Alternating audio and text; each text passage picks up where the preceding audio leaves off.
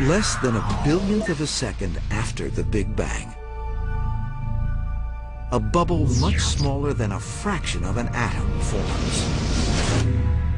This is the universe. It is unimaginably small and unimaginably hot. Within this bubble, the four known forces of nature: gravity, electromagnetism, plus the strong and the weak nuclear forces, are a combined superforce. Gravity suddenly splits off from the superforce as the universe expands. As the universe expands, it cools, which somehow sets off a burst of energy, fueling the hyperinflation of the universe, suggested by Alan Guth. This inflation locks in the uniformity of the universe pictured by the WMAP satellite. The universe is still less than a second old when the superforce decays into the separate forces of nature. Roughly 3 minutes after the Big Bang, the temperature of the universe has dropped to a mere 1 billion degrees Fahrenheit, cool enough for atomic nuclei to form.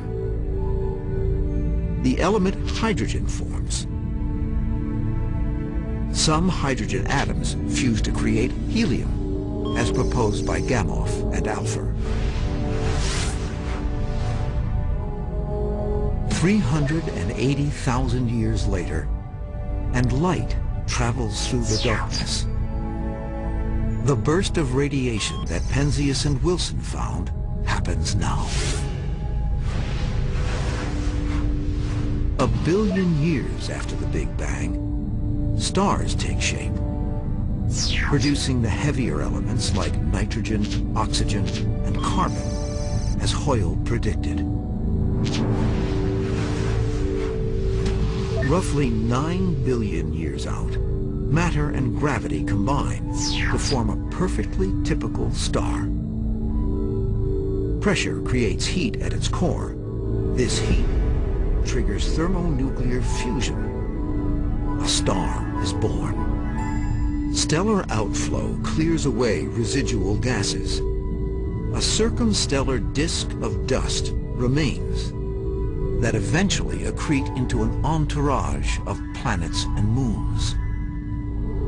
One of these lumps of stardust, after being pummeled for eons by residual solar debris, has temperatures warm enough to allow hydrogen dioxide, water, to build up in the atmosphere. Liquid water gathers on the planet's surface.